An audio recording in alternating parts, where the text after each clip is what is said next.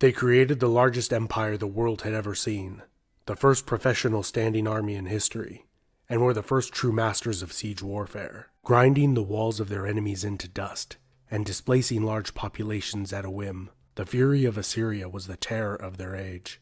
The city-state of Ashur, named for the warlike god of the same name, was founded nearly 2,000 years before the height of the Assyrian Empire.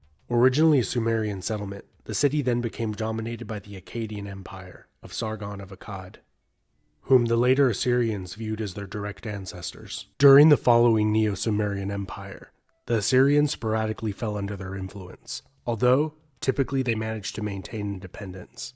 In the beginning of the period known as the Assyrian Old Empire, a stable line of independent kings allowed for Assyrian merchants to develop lucrative trade routes, particularly with Anatolia, where they built permanent colonies that operated for hundreds of years. In Ashur, as well as with other nearby city-states such as Nineveh, this newfound prosperity led to large-scale public building projects and relevance on the international stage, with the other major powers of the day, Mari, Yamhad, Babylon, and the other city-states of southern Mesopotamia.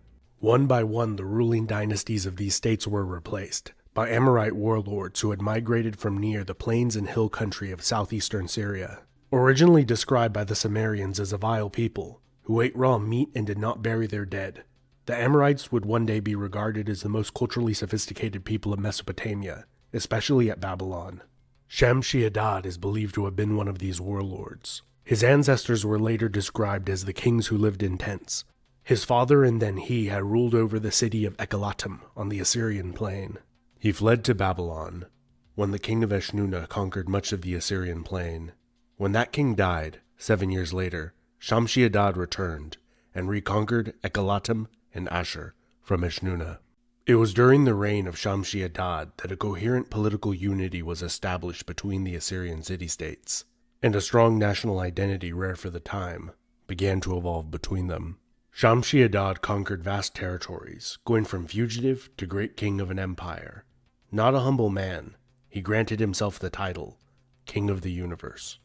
Shamshi-Adad's kingdom of Upper Mesopotamia would not last long after his death, being eclipsed by the empire of Hammurabi of Babylon in the pages of history. However, his political unification of Assyria, as well as their memory of being the heartland of a vast empire, would have a profound impact for many centuries to come. Babylon's power declined after Hammurabi's death, although it remained the greatest power in Mesopotamia, as two new people groups, the Hurrians and the Kassites, migrated into the region. This largely peaceful time period went up in flames, as the Hittites, a people from central Anatolia, destroyed the kingdom of Yamhad, and sacked Babylon, ending the Amorite dynasty of Hammurabi's descendants, in a campaign so rapid that no effective resistance was organized. This massive power vacuum that the Hittites left behind was filled by the Kassites, who rebuilt Babylon, and the Hurrians, who united their squabbling kingdoms together to form the Empire of Mitanni, which came to dominate Upper Mesopotamia and rule over Assyria for 200 years. The Mitanni were a warlike people, whom the Assyrians learned much from, in the art of warfare and the administration of a large empire. They succumbed to internal infighting, allowing Assyria to gain independence without a fight. Pro-Assyrian and Hittite puppet kingdoms formed. During the reign of Adad-nirari, the Mitanni puppet kingdom was annexed. While achieving major military victories against foes in nearly every direction, solidifying Assyria as one of the great states. Calling himself a great king, equal to the pharaoh of Egypt, the ruler of Babylon and the Hittite Empire, the older great powers did not acknowledge the upstart, viewing him as a rebellious vassal state that had achieved some temporary success. During the reign of his son Shalmaneser, everyone would acknowledge Assyria's ascendancy. After defeating a coalition of Mitanni rebels, Hittites, and nomadic desert kings, he blinded 14,400 captured prisoners of war in one eye, resettling them far from their homelands in unfamiliar territory, making them less likely to rebel, which later became a standard Assyrian practice for dealing with rebellious populations, often utilizing this to move skilled labor where it was needed most. Shalmaneser's son, Tukulti-Ninurta, expanded the empire to its greatest extent yet, capturing Babylon and taking the ancient title, King of Sumer and Akkad, the first native Mesopotamian to do so in many centuries. Seeking to ensure Babylon's secondary status, he demolished the walls of the city and relocated the statue of their chief god Marduk back to Assyria. Tukulti-Ninurta was as gifted a military strategist as he was ruthless. After campaigning down the Arabian coast, as far as modern-day Bahrain, he defeated the Elamites, who he believed planned to take Babylon. He then engaged in a brutal act of sacrilege after a failed Babylonian revolt, massacring much of the city's population while looting and defiling the city's temples. While Mesopotamia was in shock, Tukulti-Ninurta spent his time writing an epic poem about himself, as well as building a new capital city, also named after himself. His sons, with the backing of the Assyrian priesthood, besieged their father at his new capital city, where the unpopular king was murdered. Babylon regained its independence, while Assyria focused on consolidating its borders, as the old Bronze Age empires to the west contracted or fell while being subjected to waves of invading marauders, known as the Sea People. Babylon was conquered by the Elamites, followed by weak local dynasties, becoming a third-rate power. Only Egypt and Assyria would survive the Bronze Age collapse. Great cities lay abandoned, and international diplomacy and trade all but disappeared. Over the next 100 years, while most of the Near East was in a dark age, Assyria was the only major power able to capitalize on the collapsing world. Babylon regrouped under a native southern Mesopotamian dynasty, once again becoming a rival for Assyria.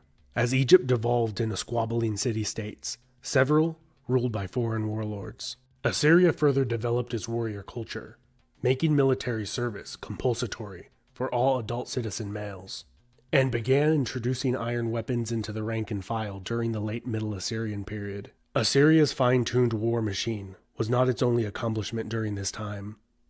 The Assyrian king, Ashurbanipal, built the world's first known public botanical gardens and zoo, where he collected and bred many rare animals including primates and crocodiles, many sent by the Egyptians, seeking to curry favor with Assyria. For the remainder of the Middle Period, Assyria was typically governed by competent but not exceptional kings, who were content to rule over the heavily militarized Assyrian heartland, while raiding their immediate neighbors to keep them weak. Egypt reunified, and two new peoples migrated into Mesopotamia. The Chaldeans took Babylon in the south, while pastoral Aramean-speaking tribes dominated the north. As they became dominant there, Assyrian refugees poured into the heartland, as many had been enslaved and had their land seized by the newcomers. In response, the Assyrian king Ashurbanipal II embarked on the first campaigns of conquest in over 100 years, taking and resettling land with Assyrians while deporting Arameans. Ashurdan spent the spoils of his conquests on infrastructure, building well-built roads allowing armies to move much quicker to the front, and aqueducts to increase farmable land and population. After a brief civil war, Adad-nirari II took the throne. Following his father's lead, Adad-nirari II continued conquering and building aqueducts and roads. And perhaps more importantly, he began the practice of building massive fortified administrative centers and supply depots where large amounts of grain and weapons were stored near the frontier in every province. Adad-nirari II's yearly campaigns set the standard that all self-respecting Assyrian kings followed, maintaining it as their sacred duty to wage yearly war. His grandson, Ashurbanipal II, greatly expanded the empire and built a new magnificent capital city named Kalhu, also called Nimrud. A significant development during his reign would be the unification of the Neri people into the kingdom of Urartu, which would be a longtime rival of Assyria. During the long reign of his son Shalmaneser III, Babylon was captured, as well as much of the Urartu heartland around Lake Van. Following Shalmaneser's death, his son defeated his brother in a 4-year-long civil war, as the empire contracted. He was succeeded by his wife, the only female regent in Assyrian history. Sa'am-Muramat reigned for 5 years until her son came of age. He conquered the Medes, a newly arrived people in the east. After his reign, nearly 40 years of internal stagnation and instability ensued, until the reign of Tiglath-Pileser III.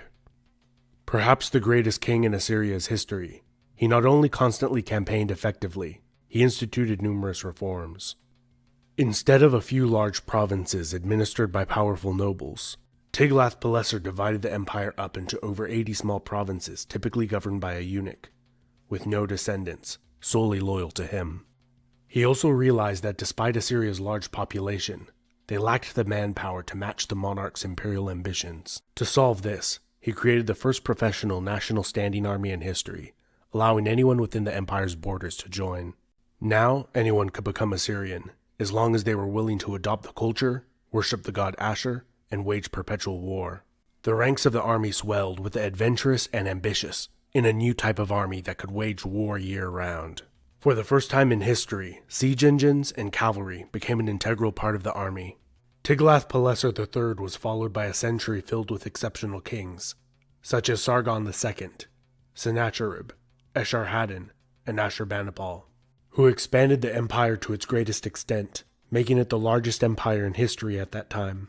Assyria's deserved reputation for brutality, extreme even by the standards of the time, made it many enemies, especially within its own borders.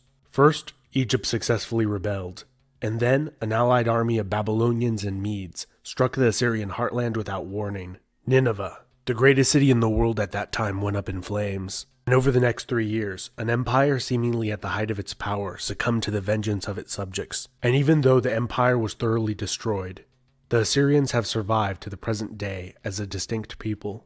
If you enjoyed this video, you will probably also like my other videos on the ancient Near East. Also leave a like and a comment, as that really helps me out. This has been Epimetheus. Thank you for making it to the end of the video.